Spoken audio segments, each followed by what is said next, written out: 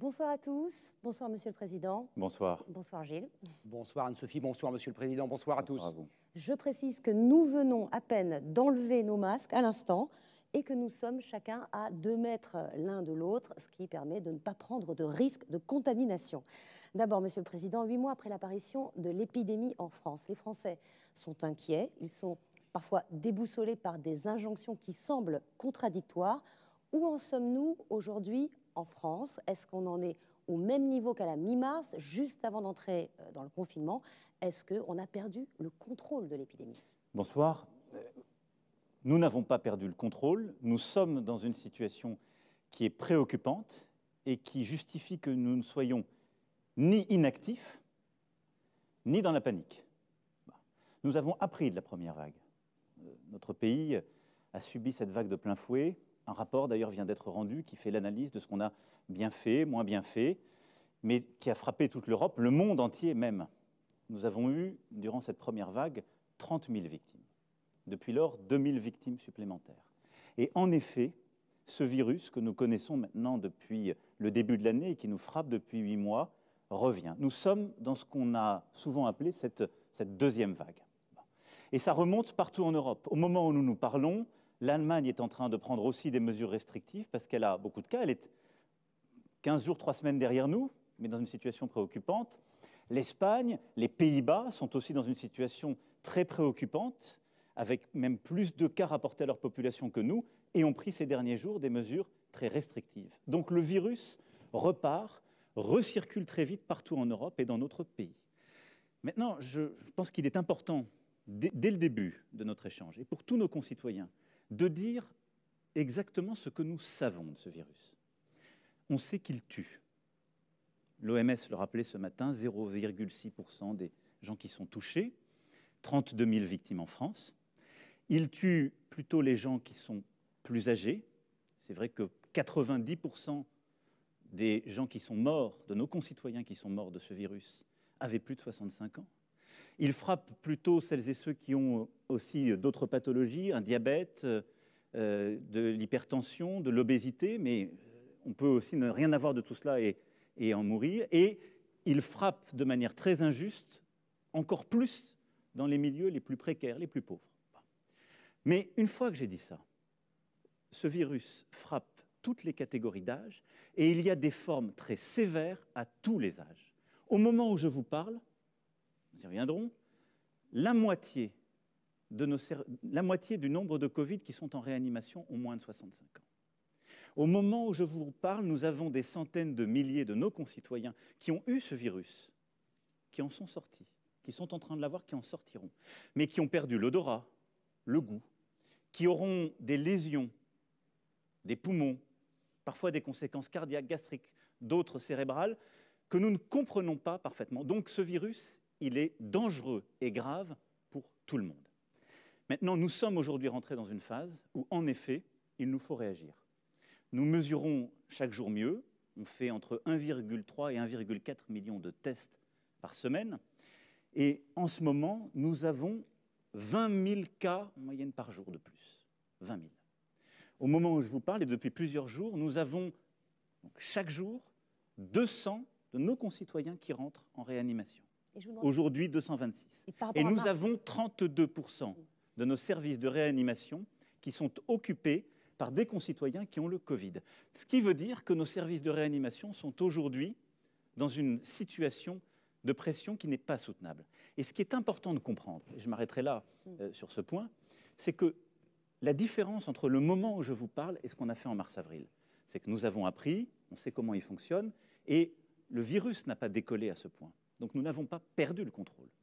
Mais nos urgences, nos services hospitaliers sont dans une situation qui est plus préoccupante qu'alors. Pourquoi? Parce qu'alors, quand nous avons décidé le confinement, le virus était dans la région Grand Est et Île-de-France. Et comme on a tout fermé, il s'est très peu répandu. Et nous avons pu, vous vous en souvenez, répartir des centaines de patients. Et nous avons massivement déprogrammé, c'est-à-dire qu'on a arrêté de faire tout ce qui n'était pas indispensable pendant des semaines et des semaines. Donc on a libéré des places. Aujourd'hui, le virus est partout en France, donc il n'y a pas de réserve cachée de lits. Aujourd'hui, nos soignants sont très fatigués. à juste titre, parce qu'ils ont été au front pour la première vague. Ils ont ensuite dû reprogrammer tous les autres soins durant tout l'été, et il y a cette deuxième vague. Et donc, nous n'avons pas de lit en réserve, de lit caché. Et donc, c'est pour ça que nous devons prendre des mesures plus strictes pour justement reprendre pleinement le contrôle, pour reprendre votre formule. On reviendra dans un instant sur la situation des lits de réanimation. Les Français ont vécu de longues semaines de confinement, et face à cette vague qui semble inexorable et qui monte, vous aviez plusieurs options. Reconfiner tout le pays, reconfiner, comme l'ont fait certains voisins européens, une ville, une agglomération, ou instaurer un ou des couvre-feux. Il se dit depuis plusieurs jours que vous avez opté pour cette option-là, le couvre-feu. Est-ce que c'est le cas? Oui, mais je vais d'un mot vous expliquer d'abord pourquoi on agit tous et pourquoi on fait ça. On l'a dit, si on doit réagir, c'est qu'on doit freiner la diffusion du virus. D'abord pour protéger les autres, parfois nous-mêmes, ça dépend d'où on parle, mais les plus âgés, les plus vulnérables, les plus précaires. Premier objectif. Deuxièmement, on doit protéger notre système de santé, nos soignants. Et puis ensuite, je parle pour chacun de nos concitoyens qui nous écoutent ce soir, parce qu'on a entendu ces dernières semaines parfois certains dire « moi je ne suis pas concerné, ne m'enlevez pas ma liberté, si j'ai le droit d'être contaminé ». Ce n'est pas vrai, parce que nous sommes une nation de citoyens, on est tous liés les uns les autres. Et donc, même si je ne veux pas être altruiste, freiner le virus, c'est aussi protéger ma santé. Parce que si je ne le freine pas, demain, si j'ai autre chose, ma mère, mon père, ma sœur a autre chose, il n'y aura plus de place pour le soigner. Je protège mon emploi en faisant ça. Donc ça, c'est notre objectif. Et cet objectif, de manière très concrète, c'est freiner le virus, c'est faire que ces 20 000 nouveaux cas par jour, on va devoir les ramener à 3 à 5 000 cas par jour, parce que là, on peut maîtriser. C'est que ces 200 entrées en réanimation, on doit aussi fortement les réduire, pour au fond revenir à un niveau de nombre de cas Covid en réanimation qui est de l'ordre de 10 à 15% d'honoraires au maximum, parce que là, c'est soutenable. Donc, vous avez très bien dit, face à ça, il serait disproportionné de reconfiner le pays. Notre objectif, ça doit être de réduire les contacts privés qui sont les contacts les plus dangereux. C'est-à-dire les moments un peu de relâchement, on va se retrouver avec des gens qui ne sont pas dans notre cellule familiale et où on va, ce qui est souvent des moments de convivialité, il faut bien le dire, c'est ça qui est cruel dans la gestion de cette maladie, des moments où on risque de s'infecter parce qu'on va être trop proches les uns des autres pendant une certaine durée. Et donc oui, ce qu'on appelle le couvre-feu est une mesure qui est pertinente. On en a vu la pertinence très concrètement en Guyane. C'est ce qu'on a fait en Guyane, ça a permis de ralentir les choses. Mais le ralentissement des contacts sociaux, c'est ce qui nous a permis d'être efficaces en Mayenne, c'est ce qui nous a permis d'être efficaces en Guadeloupe, qui a été très durement touchée et qui a réussi, qui est en train de réussir à réduire justement la circulation du virus. Et donc la décision que nous avons prise, c'est en effet un couvre-feu. Un couvre-feu qui va s'appliquer à la région Île-de-France, où le virus circule très activement, et à plusieurs métropoles, à 8 métropoles en plus de la région Île-de-France. Je les cite pour que ce soit clair pour tout le monde. Les métropoles, je dis bien, de Grenoble, Lille, Lyon, Aix-Marseille, Montpellier, Rouen, Saint-Étienne et Toulouse. L'ensemble des élus de ces métropoles ont été appelés, les préfets mobilisés pour organiser les choses. Ce couvre-feu, il se fera entre 21h et 6h du matin, et il commencera à partir de ce samedi 0h. Et il durera combien de temps? Écoutez, il durera, le gouvernement est en mesure de le décider pour 4 semaines. Nous irons devant le Parlement pour pouvoir essayer de le prolonger jusqu'au 1er décembre. L'analyse que nous faisons, c'est que si dans les 6 prochaines semaines, nous arrivons dans ces zones de circulation active à avoir les mesures qui ont été annoncées ces dernières semaines, parce que toutes ces métropoles ont été, pour certaines, à l'exception de Rouen, qui a eu une accélération ces derniers jours, ont déjà vu leurs bars être fermés et d'autres lieux déjà subir des contraintes. Si pendant 6 semaines, nous tenons ce couvre-feu, on est collectivement responsable justement d'un engagement collectif de réduction de ces contacts, à ce moment-là, nous pensons que nous pourrons progressivement réouvrir. Je suis très prudent parce que l'expérience nous enseigne qu'on ne maîtrise pas tout, qu'on ne sait pas tout dire.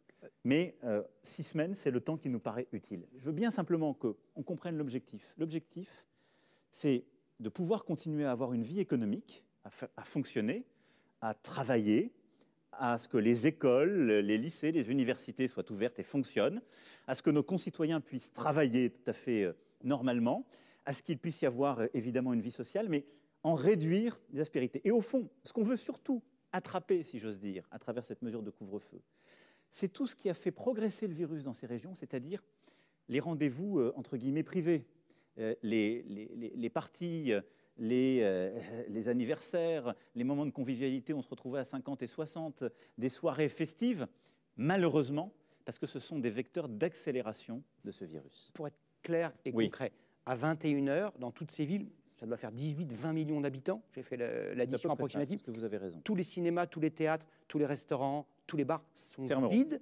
Tout le monde est chez soi ou sur le chemin du retour vers chez soi. Alors, ils fermeront en effet pour cette heure-là. Après, ça dépend. Je pense qu'il faut accompagner de beaucoup de bon sens tout cela et d'une gestion très locale. C'est-à-dire que, évidemment, tous ces établissements devront fermer à 21h. Et après, ça dépend de votre situation particulière. Si vous habitez à côté du restaurant, vous pouvez sortir à 21h et être chez vous. Si vous avez une demi-heure de transport, vous allez vous organiser pour le quitter à 20h30. Et puis après, il y aura aussi des éléments de concertation locale, parce qu'on voit bien que les situations sont très différentes. L'organisation de nos vies ne sont pas les mêmes à Grenoble, Rouen, Saint-Étienne ou Paris. Oui, 21h, c'est important parce qu'il y a des conséquences évidemment sur les restaurants, sur les bars, déjà très affectés par les précédentes mesures, sur les théâtres, sur les salles de spectacle. Est-ce que vous avez prévu de nouveaux dispositifs pour venir en aide à ces commerces, à Alors, ces vous avez d'abord totalement raison. On va essayer d'aider au maximum, par exemple pour les théâtres, les cinémas, à pouvoir avoir des reprogrammations, organiser les choses pour pouvoir y aller un peu plus tôt. Je le dis parce que dans beaucoup d'établissements, les restaurants, les théâtres, les cinémas, on a conçu collectivement des règles qui font qu'on est très bien protégé, parce qu'on a réduit le nombre de personnes avec qui on est à table au restaurant, parce qu'on a des protocoles aujourd'hui sanitaires qui sont très efficaces au cinéma comme au théâtre, ou à l'opéra ou autre. Et donc, là-dessus, on va essayer de programmer un peu plus tôt. Il est sûr qu'il y aura des conséquences économiques pour ces secteurs. Il y a des restaurants qui vont fermer.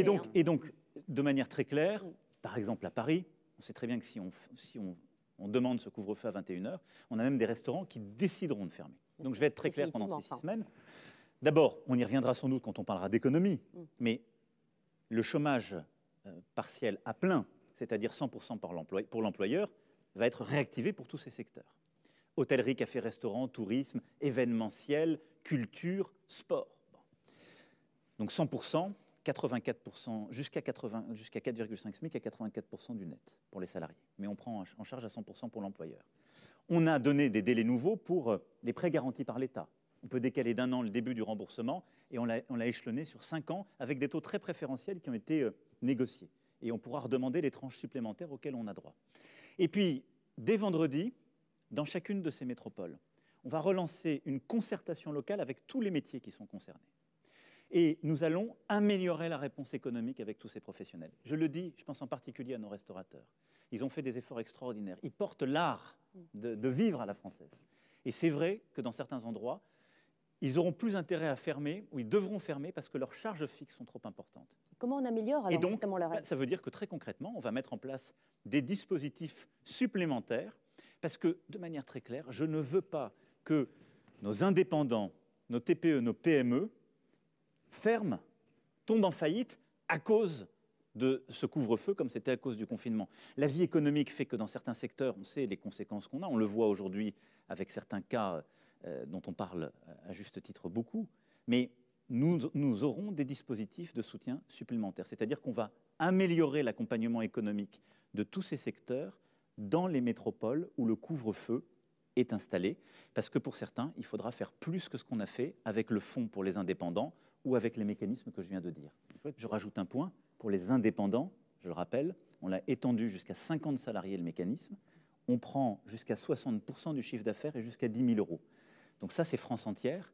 On va devoir améliorer ce dispositif dans les métropoles. Aujourd'hui, un restaurateur à Paris qui a des loyers importants, qui a fait tous les efforts pour se conformer, s'il ne s'en sort pas en fermant à 21h, on l'accompagnera. Je voudrais qu'on revienne très concrètement aux restrictions de liberté individuelle qui vont nous être imposées. Va-t-il y avoir des exemptions, des exceptions ? J'ai compris que je ne pourrais pas me promener à 22h15 sans motif valable? Y Oui. aura-t-il des attestations, comme pendant le confinement? Y aura-t-il des applications sur téléphone portable? Comment ça va se passer? Oui, exactement, comme cela, Mais c'est-à-dire dès samedi matin 0h. dès samedi, donc c'est le travail qui sera fait dans les 2 Il va y jours avoir qui des viennent. attestations dès samedi. Demain, le Premier ministre avec les ministres feront une conférence de presse pour rentrer dans les détails, mais de manière très simple. Je l'ai dit, nous allons continuer à travailler. Notre économie en a besoin, notre société en a besoin, on en a besoin. Nos enfants ont besoin de continuer d'être à l'école. Je me félicite que nous ayons été parmi les premiers pays à rouvrir nos classes, qu'on ait réussi la rentrée scolaire, et je remercie nos enseignants qui ont fait un travail formidable. On doit continuer ça. On doit continuer de pouvoir aller au travail dans tous les secteurs, pour soigner, pour faire tourner notre industrie, nos services. Et notre pays a besoin de ça, son moral, et puis pour financer le reste du modèle. Bon. Et donc, évidemment, pour toutes celles et ceux qui rentrent du travail après 21h, ou qui travaillent de nuit, qui travaillent plus tard, il y aura une autorisation. Pour celles et ceux qui ont des urgences, par exemple sanitaires, il y aura des autorisations. Donc on va définir les cas, là aussi, je dirais, de bon sens, qui permettront de circuler. Il n'y aura pas une interdiction de circuler entre 21h et 6h du matin. Il y aura une stricte limitation aux bonnes raisons. Mais ça veut dire, par contre, qu'on n'ira plus au restaurant, on ne sortira plus du restaurant après 21h, qu'on n'ira plus chez des amis, qu'on n'ira plus faire la fête, parce qu'on sait que c'est là qu'on se contamine plus facilement et qu'il faut réduire. Et qui fera respecter ce couvre-feu? Est-ce qu'il y aura la police? Est-ce qu'il y aura des militaires? Qu'est-ce qu'on peut imaginer? D'abord, je pense Y aura-t-il des contraventions? Oui, il y aura des contrôles, et je remercie nos forces de l'ordre de le faire depuis le début. Et il y aura des amendes, comme il y en a déjà pour justement beaucoup d'infractions prévues. Combien, d'ailleurs? Donc ce sera une amende de 135 €, qui est celle qui prévaut pour aujourd'hui les masques ou les restrictions, déjà quand il y en a qui sont observées, je le rappelle. Et je rappelle aussi qu'en cas de récidive, c'est 1 500 €. Parce qu'il ne faut jamais l'oublier, ça doit être dissuasif. Et on va mobiliser tous nos policiers. Et donc on va mobiliser de manière proportionnée, et ça aussi ce sera fait localement, pour le faire. Mais ce que j'espère aussi, ce que j'attends de chacun d'entre nous, c'est que, comme on l'a fait au moment du confinement, chacun soit conscient des risques et de l'enjeu. Vous savez, au moment du confinement, nous avons été l'une des nations qui a le mieux respecté cette décision. Elle était très difficile. Les Français ont été exemplaires, parce qu'ils ont compris que c'était pour protéger les plus fragiles et pour protéger nos soignants. Et nous l'avons respecté beaucoup mieux que dans d'autres pays. Les chiffres le montrent, le rapport d'évaluation que j'évoquais le dit très clairement. Et donc, moi, ce que j'attends de chacune et chacun d'entre nous, c'est que dans les zones où c'est décidé, on le fait à bon droit, parce qu'il y a des chiffres qui sont transparents, qu'on partage et qui sont là. On en a besoin. Et si on ne veut pas devoir prendre dans 15 jours, 3 semaines, 1 mois, des mesures plus dures, il faut le faire et le respecter. Et donc, moi, je crois encore plus à la responsabilité de chaque citoyen, mais bien évidemment, il y aura des contrôles. Et pourtant, le rapport que vous évoquez, il parle aussi d'infantilisation. Il vous reproche une certaine infantilisation. C'est pour ça que et est-ce que le couvre-feu, c'est pas aussi ça? Nous essayons collectivement de nous améliorer. Je pense que nous devons tous, et je pense qu'on y reviendra pour la France entière, et c'est ce qu'on essaie de faire ces dernières semaines, nous sommes tous en quelque sorte les acteurs de cette bataille contre le virus et de notre réussite. Il y a certains endroits, si on veut aller beaucoup plus vite, être plus radicaux, on a besoin de règles communes. Et ça, c'est mettre des règles, c'est pas infantiliser, c'est juste de dire à des citoyennes et des citoyens responsables, voilà, on met des règles parce qu'on a besoin collectivement de s'y fixer, parce que sinon, on n'agira pas assez fortement. Et je le redis, tous nos voisins le font. Et des voisins qui sont... Aujourd'hui, en Allemagne, il doit y avoir 6 ou 7 000 cas par jour. On est à 20 000. L'Allemagne prend des mesures de ce type aujourd'hui. Elle est plus prudente et elle a moins de morts aussi. Mais, donc, ça veut dire... Et on ne parle pas d'infantilisation. Non. Donc, je ne pense pas que nous prenions des mesures qui sont disproportionnées. Je pense qu'on prend des mesures qui sont proportionnées au regard du risque qu'on voit. Après, le rapport d'évaluation montre aussi que, quand on se compare, la France, en mortalité, a bien tenu les choses. Parce que si on regarde sur 2-3 ans, les comparaisons qu'on a parfois faites entre la France et l'Allemagne ne sont pas si vraies qu'on le croit. Encore une question très pratique. Il y aura dans ces villes, dans ces agglomérations sous couvre-feu, autant de transports en commun? Je pourrais prendre un train de Lille à Paris qui arrive à Paris à 22h15. Il y aura autant de taxis, autant de VTC? Alors, il y aura... Vous allez mettre un peu l'offre de transport en commun, elle sera évidemment mobilisée, comme d'ailleurs nous l'avions fait aussi, même s'il y avait eu un petit peu de réduction pendant le confinement, mais elle continuera d'être mobilisée. Il n'y aura pas de restriction des transports. Premier point. C'est important parce qu'il y a des gens qui continueront à travailler la nuit ou en soirée ou le matin tôt, et parce qu'il doit y avoir des déplacements pour des bonnes raisons. Ensuite, nous n'avons pas décidé de réduire les déplacements entre les régions. Là aussi, c'est un choix, parce que je pense que, comme vous l'avez dit, c'est le choix de ne pas infantiliser, mais de responsabiliser. Et donc, ça veut dire qu'on n'empêche pas les gens de passer d'une région à l'autre, ou, d'ailleurs concrètement, de partir en vacances.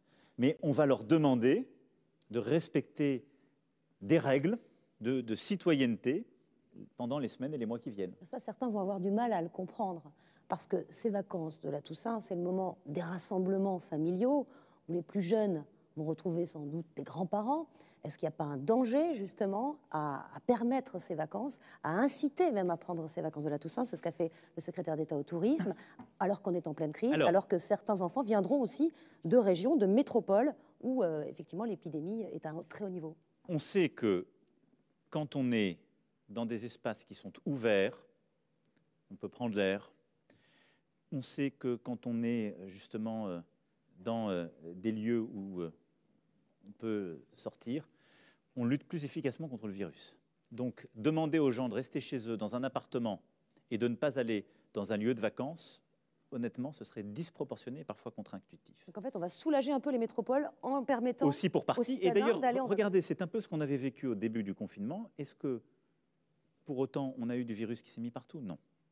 Par contre, ce qu'on va dire très clairement, ce que je dis ce soir très clairement à nos concitoyens, s'ils vont dans une location, dans leur maison de vacances, c'est de respecter les règles comme s'ils étaient chez eux, c'est-à-dire de continuer à prendre évidemment les précautions qu'il va y avoir partout dans la société, mais surtout, si on va se rassembler en famille, et là aussi c'est encore une fois du bon sens, je partage la contrainte avec vous tous et toutes, c'est qu'on ne va pas réglementer tous les comportements. Je ne vais pas dire aux gens, on vous empêche de bouger de votre ville, on vous empêche 3 jours avant de partir en vacances. Là, vous me diriez, vous infantilisez les gens. Non, je dis, vous pouvez partir en vacances parce que ce serait disproportionné de vous empêcher de le faire, mais si vous allez en famille, si vous allez avec les grands-parents, si vous allez avec des membres de votre famille qui sont fragiles, il est impératif de respecter les règles d'usage. C'est-à-dire, même dans le cadre familial, de mettre vos masques si vous ne venez pas d'être testé, et eux non plus, c'est-à-dire de protéger les autres. Quand on met son masque, on protège les autres.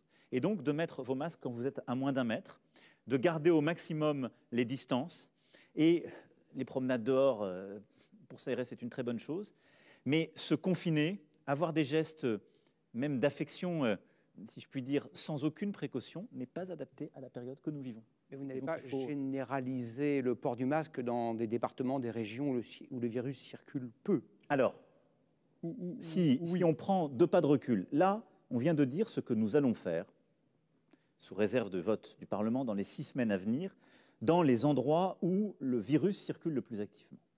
Et donc, c'est ce fameux couvre-feu, avec l'accompagnement économique exceptionnel et le soutien, et en continuant à travailler, à vivre, et je le dis, c'est très important, j'insiste là-dessus, le travail va continuer dans toutes ces métropoles et ces régions, les associations vont continuer de fonctionner pour s'occuper des plus précaires, les services publics vont continuer à fonctionner, c'est indispensable.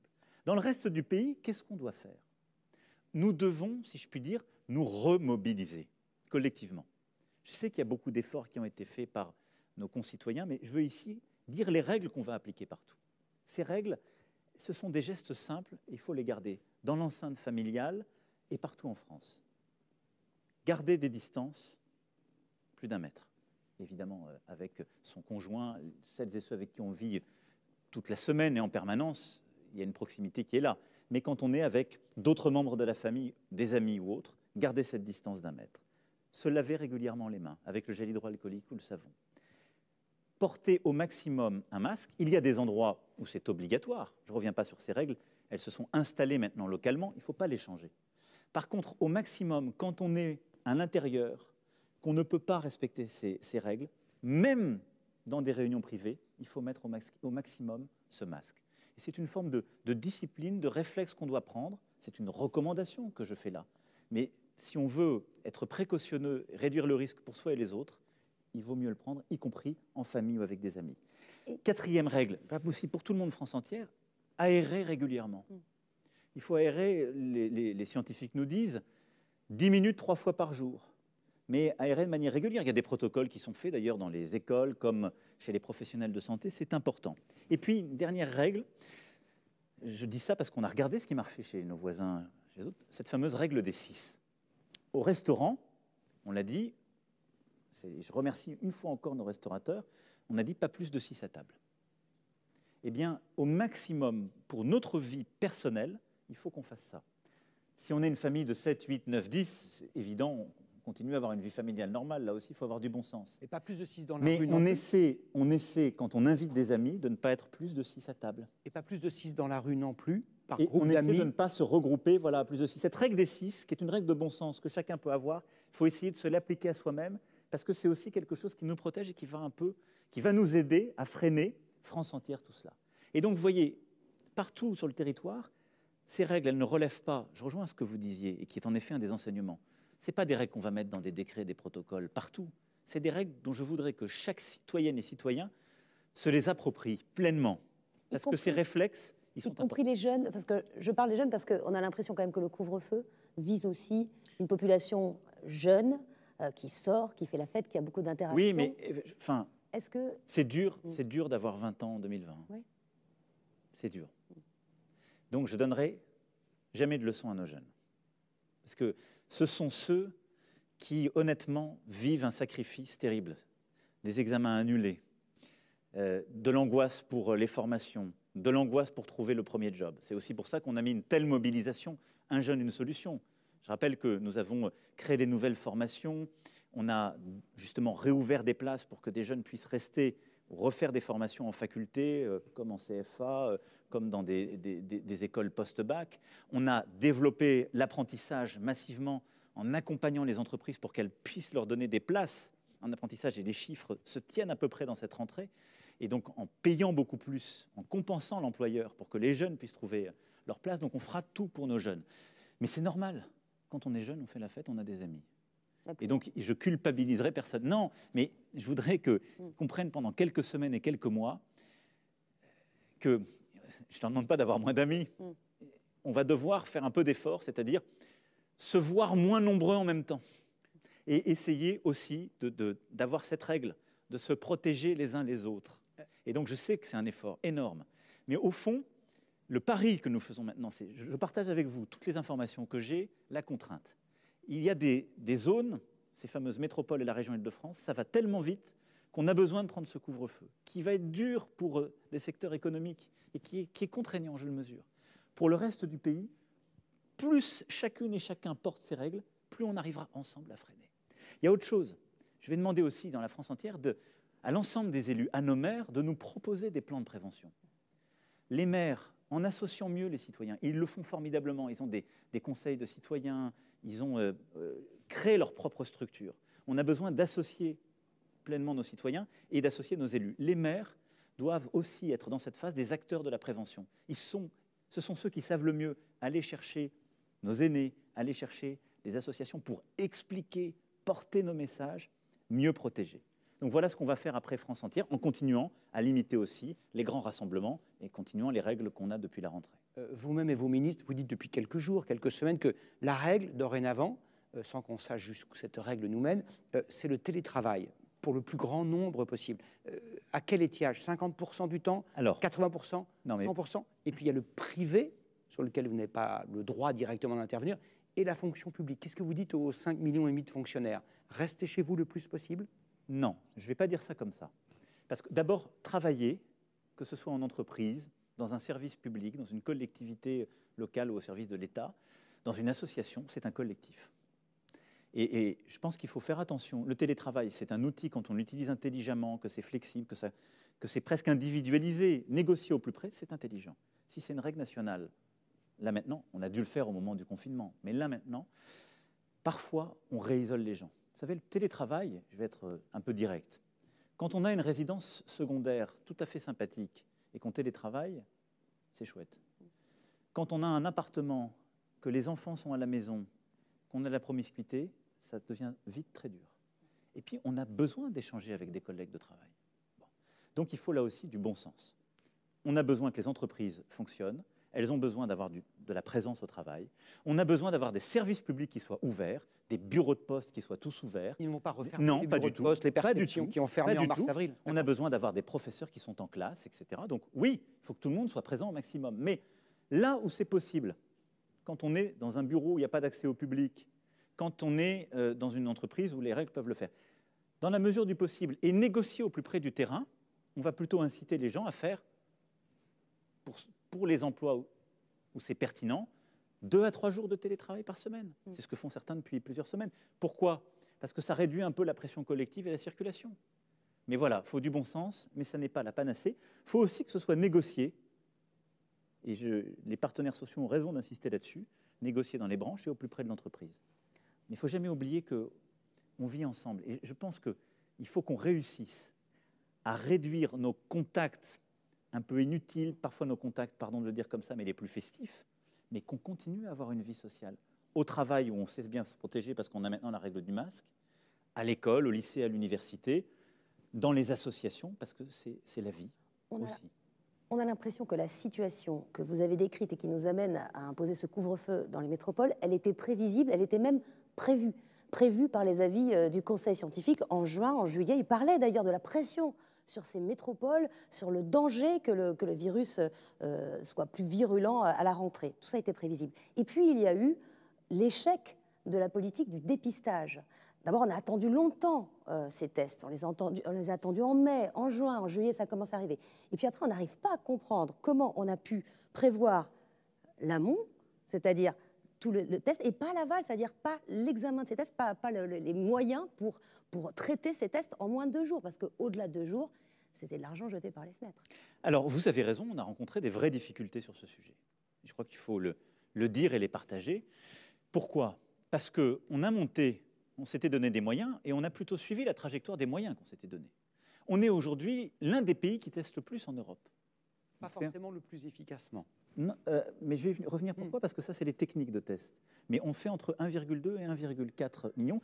Et quand je regarde ces derniers jours, parce que vous comprenez bien que je le surveille quotidiennement avec les ministres, et je veux ici vraiment rendre hommage au travail du gouvernement, à la mobilisation du Premier ministre et au ministre de la Santé, qui, jour et nuit, fait son maximum avec ses équipes pour faire. Les difficultés qu'on a eues, c'est qu'il y a eu beaucoup de demandes.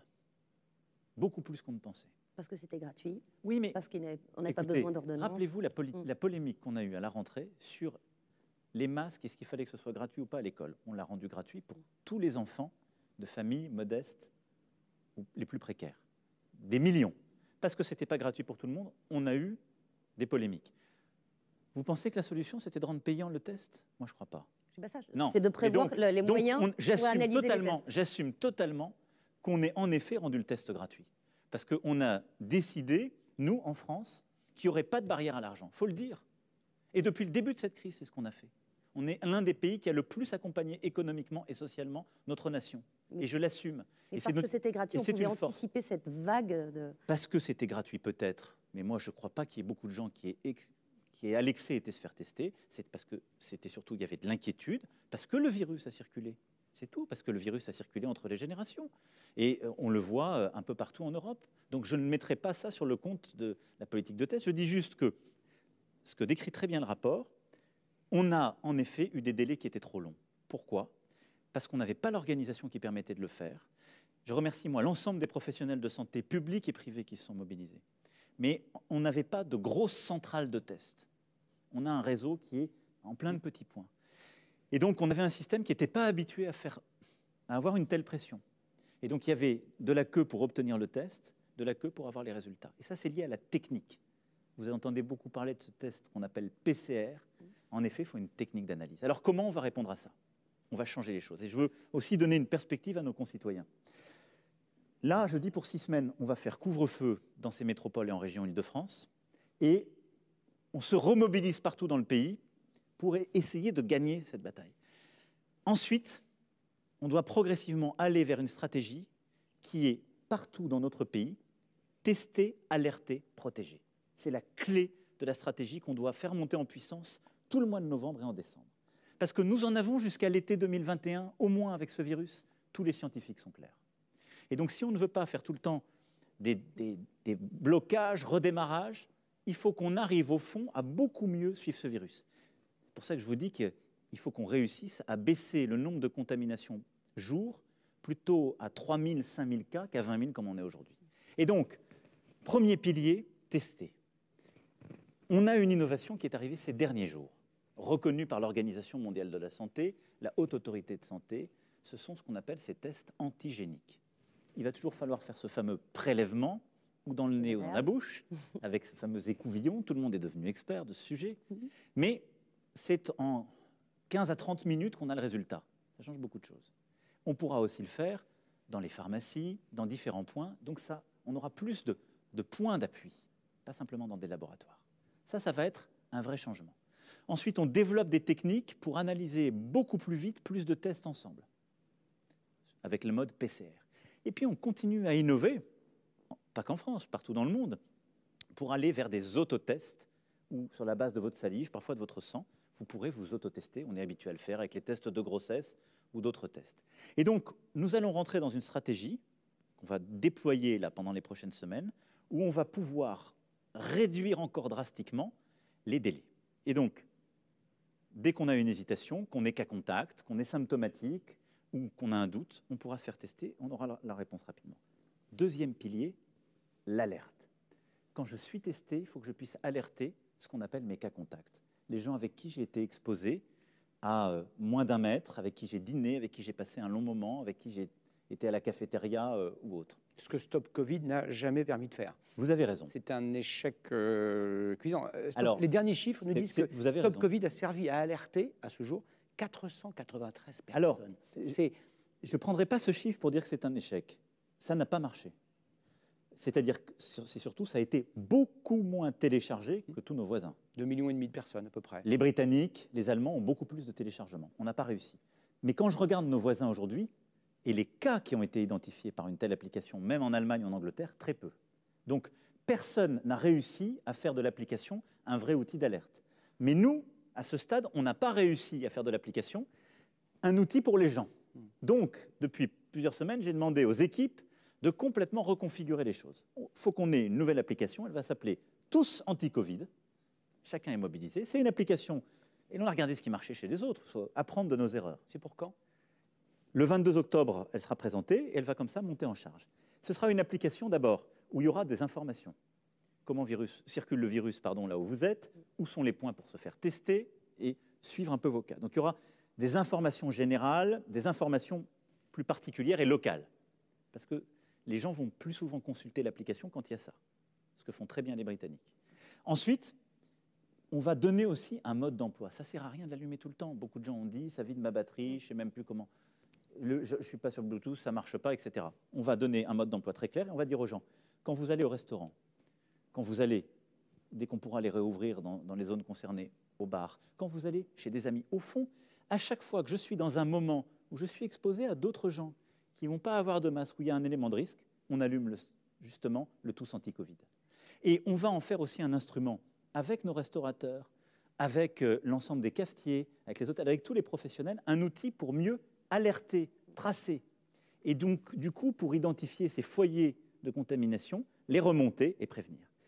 Et puis troisième chose, il faut protéger, en étant très strict sur les 7 jours d'isolement quand on a le virus, même quand on n'a pas de symptômes, et adapter justement là-dessus notre réponse. Et donc ça, c'est la stratégie vers laquelle on va mettre beaucoup plus de moyens pour réussir, dès qu'on aura moins de cas par jour, à ce qu'il y ait moins de contraintes collectives, mais qu'on suive mieux ce virus et qu'on le maîtrise mieux. L'un des enseignements de cette crise sanitaire, c'est que statistiquement, ce sont les plus défavorisés qui en ont été le plus victimes, des victimes sanitaires, des victimes économiques également. Certaines associations caritatives, le responsable aussi de la CFDT, demandent l'augmentation des minima sociaux, du RSA, et demandent également que les 18-25 ans puissent bénéficier du RSA. Est-ce que vous dites oui ? Alors, on va apporter une réponse à cela, d'ailleurs, comme nous l'avions fait au printemps. D'abord, c'est tout à fait vrai que sur le plan sanitaire, je le disais tout à l'heure, le virus frappe davantage les milieux modestes. Parce qu'on vit dans des appartements plus petits, parce que souvent, on vit entre générations, beaucoup plus que quand on a les moyens d'avoir un appartement dès qu'on est ado ou adulte. La deuxième chose, c'est que sur le plan économique et social, cette crise, elle est aussi inégalitaire. Pourquoi ? Parce que les emplois qui ont été détruits, ce sont surtout les emplois en CDD et en intérim, c'est-à-dire des plus précaires. Et donc c'est aussi pour ça que j'assume la force de la réponse économique que nous avons eue. Et là, le rapport aussi le dit très clairement, nous sommes sans doute le pays d'Europe qui a été le plus fort sur ce sujet, qui a le plus investi, 460 milliards d'euros. Et nous allons continuer de le faire, comme je l'ai dit, de manière exceptionnelle. Mais en effet, les plus précaires qui tombent dans la pauvreté, on doit avoir une réponse. Et donc ce que nous allons faire, parce que c'est le dispositif le plus large et le plus efficace, c'est pour les bénéficiaires du RSA et des APL, ce qui touche du coup tous les jeunes, là aussi très largement, les 18-25 ans, d'avoir une aide exceptionnelle, là, pendant ces 6 semaines qui viennent, de 150 € plus 100 € par enfant. La même chose que ce qu'on a fait, justement, au printemps. Ce qui permettra d'aller entre 100 et 450 €, ce qui est plus qu'une revalorisation. Mais moi, je tiens aussi à une chose, c'est qu'on ne perde pas nos fondamentaux. Nos fondamentaux, c'est la lutte contre la pauvreté par le retour à l'activité et le travail. Et plus on augmente de manière unilatérale tous nos minima sociaux, et on ne les rebaisse jamais après, plus on rend difficile le retour à l'activité. C'est ce qu'on a constaté, et c'est aussi pour ça que j'assume, il y a quelques mois, d'avoir massivement et historiquement augmenté la prime d'activité au niveau du SMIC de 100 € par mois. Et donc je préfère cette aide exceptionnelle massive, comparable à ce que nous avons fait au printemps, plutôt qu'une transformation de nos minima sociaux. Quand on parle de minima sociaux, je veux quand même aussi ici redire que le minimum vieillesse et l'allocation adulte handicapé ont, depuis le début de ce quinquennat, eu une augmentation historique, près de 100 € par mois. Monsieur le Président, il nous reste juste quelques instants. Je vais vous poser une question qui tombe sous le sens, j'imagine, pour de nombreux Français. La description de ce que vous nous faites, de l'avenir, du virus qui va durer sans doute jusqu'à l'été prochain, de plusieurs villes, 20 millions d'habitants qui vont être un petit peu quand même sous cloche de 21 h à 6 h du matin, c'est assez sombre. Est-ce qu'il y a une raison d'espérer qu'on ait 20 ans, 65 ans ou plus? Il y a énormément de raisons d'espérer si on est lucide, collectif, uni. Lucide, c'est-à-dire que moi, je veille à ce que l'information soit transparente et partagée. Je crois qu'on est le premier pays au monde à avoir demandé un rapport d'évaluation de la première phase. Il a été rendu public. Les données sanitaires, on les partage comme les données économiques tout le temps. Je pense qu'il faut, dans le pays des Lumières et de Pasteur, qu'on arrête d'avoir des espèces de débats permanents sur les faits ou la vérité scientifique. Il y a un conseil scientifique qui joue un rôle essentiel. Il va d'ailleurs être pérennisé. Je remercie ses membres. Mais voilà, on a quelques certitudes, il faut s'en donner aux faits et pas dire chaque jour « ceci n'est rien, on peut faire comme ça ». Donc, si on se base sur les faits, on peut dire « c'est grave, c'est sérieux », mais se mobiliser. La raison d'espérer, je vais vous dire, c'est que nous sommes en train de réapprendre à être pleinement une nation. C'est-à-dire qu'on s'était progressivement habitué à être une société d'individus libres. Nous sommes une nation de citoyens solidaires. Nous ne pouvons pas nous en sortir si chacun ne joue pas son rôle, ne met pas sa part. Voilà la clé. Et donc, je le dis très clairement, le message que je suis venu passer ce soir, c'est que j'ai besoin de chacun d'entre vous, que nous avons besoin les uns des autres pour trouver des solutions, pour inventer, pour être citoyens en respectant les règles, pour nous-mêmes et pour les autres, mais surtout pour inventer. Et on sortira de cela en étant une nation plus résiliente. On va continuer à surmonter nos défis.